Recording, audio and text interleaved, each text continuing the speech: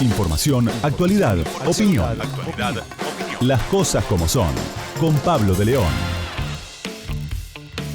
Fabián Calle es un analista internacional, un licenciado en ciencia política y especialista en defensa que hemos escuchado y hemos visto en estos días hablando del conflicto en Ucrania, de la invasión de Rusia a Ucrania, y nos interesa corrernos de la noticia de último momento y analizar, no nosotros sino él, pero vamos a hacer algunas preguntas que tenemos aquí con el equipo en Las Cosas Como Son. Saludos, Fabián Calle, aquí en Las Cosas Como Son en Radio con vos. Pablo de León te saluda. ¿Cómo va? Encantado, Pablo. ¿Cómo estás? Gracias por atendernos. Bueno, a ver, ayúdanos a entender algunas cosas.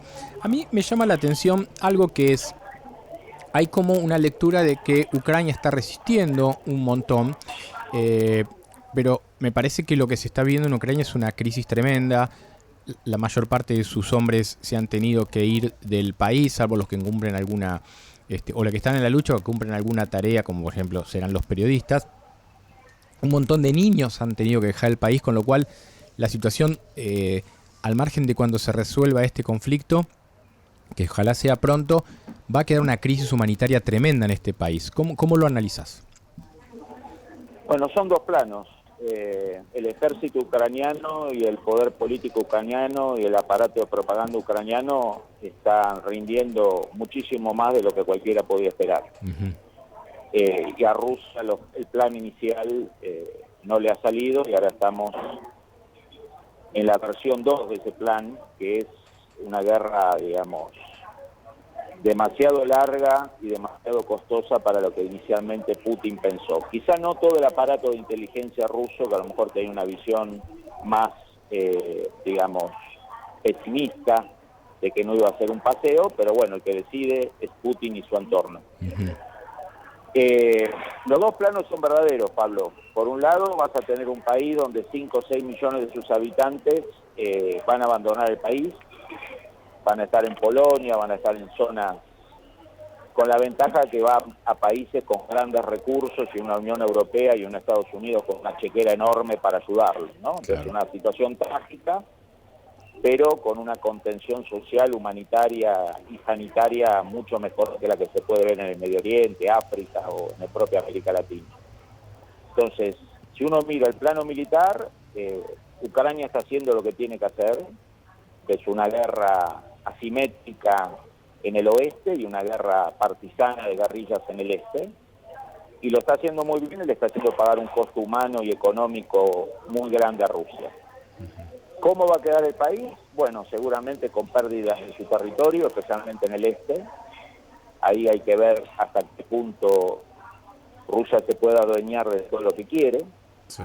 Muchos países que no van a estar que se quede como la única propietaria del Mar Negro. Eso la OTAN, Turquía, no lo va a aceptar, con lo cual se le puede transformar en una especie de guerra infinita financiada por esos países para sabotear la presencia rusa como dueña del Mar Negro.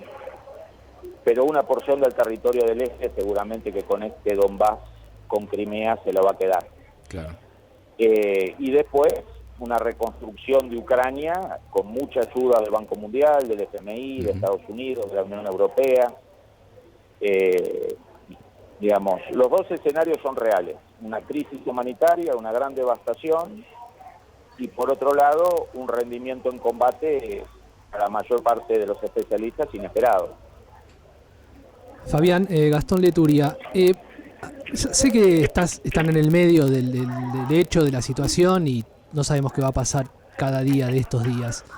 Para adelante, ¿qué análisis tenés o qué pensás? Porque esto puede ser, ¿no? Como para mucha gente es una locura, obviamente, que haya una guerra en este tiempo, por supuesto que para casi toda la gente, pero otros lo entienden desde el lugar de los intereses y del poder y de demostrar poder. Para adelante, ¿cómo se mueven las grandes potencias después de un hecho así en el 2022?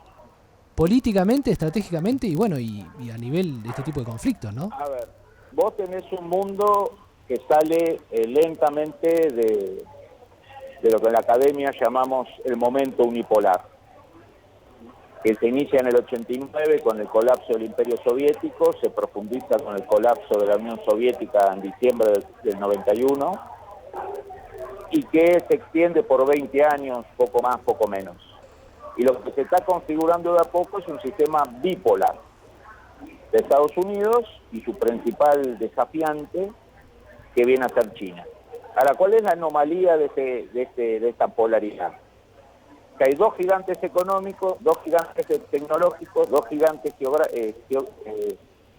digamos, de población, pero hay un tercer actor con un PBI más chico que Brasil, que de Italia, que California, que Canadá, pero que tiene 5.000 cabezas nucleares, que es Rusia. Entonces, Rusia no es el gran desafío estratégico de Estados Unidos. El gran desafío estratégico de Estados Unidos es China. Por cuestiones domésticas americanas, especialmente la derrota de Hillary Clinton en el 2016, y por una inercia de muchos años de mala relación con Rusia, digamos, ¿no? Estados Unidos, desde 1917 a 1941, no tuvo relación diplomática con la Unión Soviética. Después fueron aliados 4 años, y después de la derrota de Hitler volvieron a ser enemigos hasta el año 89. O sea, es una historia de muy mala relación.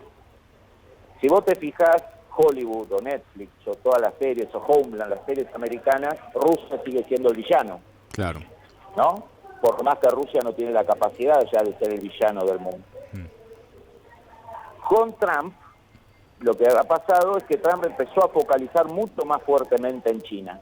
Ahora, ¿por qué no podía dejar de pelearse un poco con Rusia?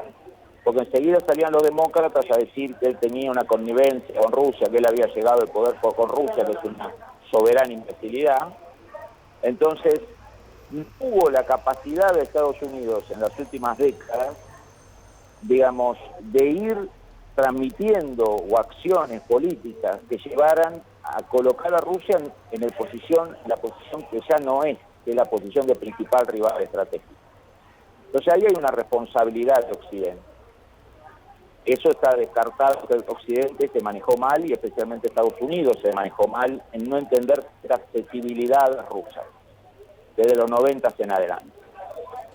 Y ahora lo que hay es una sobrereacción de Putin, porque Putin no hubiera podido conseguir mucho de sus objetivos en Ucrania sin ir a esta guerra, pero él, por razones que vamos a desconocer, seguramente nunca la vamos a saber, tomó el riesgo de hacer una guerra rápida, contundente, y que dejase a todos en shock, y en pocos días esto fuera un tema concluido. Bueno, no fue un tema concluido, le dio un tiempo a Occidente para mandar armas, para mandar plata, para organizarse, para viaje, para reuniones.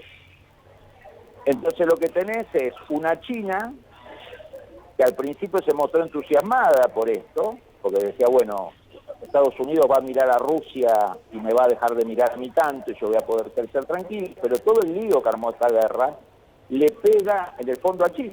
China necesita un sistema capitalista que funcione, estable, con energía estable. Entonces no es casual que China, digamos, haya pasado de la euforia de apoyar a Rusia con ciertas declaraciones a una postura más prudente y de no comerse la enemistad de un Occidente que parece enojado y renacido y reunificado, digamos, ¿no? Bien.